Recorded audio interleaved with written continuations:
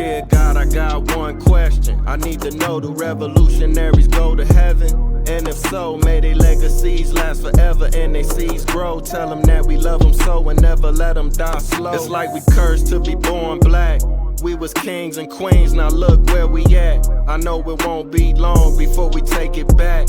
I just hope I live long enough to see it happen, and that's a fact. Cause one thing when you pro-black, you might love your people, but they may not love you back. For more than 400 years, we've been under attack. We survived slavery and then they gave us crack. Do revolutionaries go to heaven? Do revolutionaries go to heaven? Do revolutionaries go to heaven? Do revolutionaries go to heaven? Do revolutionaries go to heaven? I wanna know. Do revolutionaries go to heaven? I hope so. Do revolutionaries go to heaven? I wanna know. Do revolutionaries go to heaven? I hope.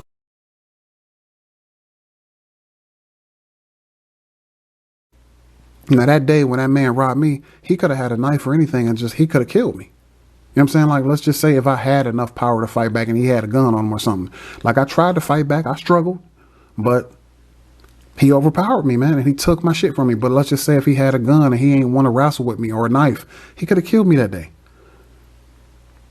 But let's just say, for instance, if I'm a little kid and I got the upper hand on him, he dropped his gun and I got it from him and shot him. How could you be mad at me? How could you feel bad for the victim?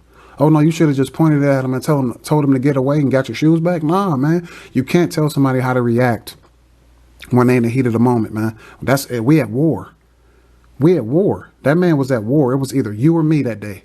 And that man, when he was beating that man down, I saw it in him. I saw it, man. He was so upset because he realized I could have just lost my damn life, man. Peace and blessings, family. Thank you for tuning in again to another episode of Taye Speaks. We got another very special guest in the house. This is a brother I've been knowing for about almost 20 years now. We went to high school together. Very cool brother, well respected, phenomenal athlete, comedian, actor, singer. He do a lot of stuff. Very talented brother. So without further ado, how you feeling, King? Man, I'm feeling good, man. How about you, man? Hanging in there. Right. All is well. Shit, let them know who you are and where you from. Yeah, man. My name is Dustin Calloway, man. I go by Dustin Calloway Comedian. Dustin Calloway Comedian on Instagram. I think that's what it is. But so yeah, man, I'm originally from Cleveland, moved to Bedford Heights in like 95, 96, you know what I'm saying? So yeah, man, that's who I am, man. That's where I'm from. Okay. Tell us more about your podcast. Let's Talk Podcast. Okay, so yeah, Let's Talk Podcast, man. It has been a long time coming, man. So basically my podcast started off as it was going to be something basically where I wanted to reach out to the world and talk about real world issues, not just the typical, let's talk about what entertainers got going on TV. No, I like to talk about the stuff that I literally see day to day in front of my face, my own eyes or whatever.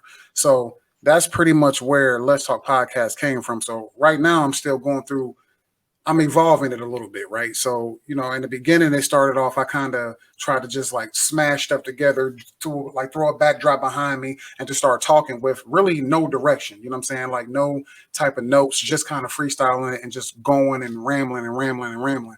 So eventually I decided to, come together and start putting more thought behind the topics and stuff that I wanted to tackle. And a lot of it is really, it's a lot of stuff that a lot of people don't really want to talk about or they are afraid to talk about. And right, not only is it a podcast about talking about real world issues, but it's also including myself. You know what I'm saying? Like I'm not one of those people that like to talk about everybody else, but never say anything about myself.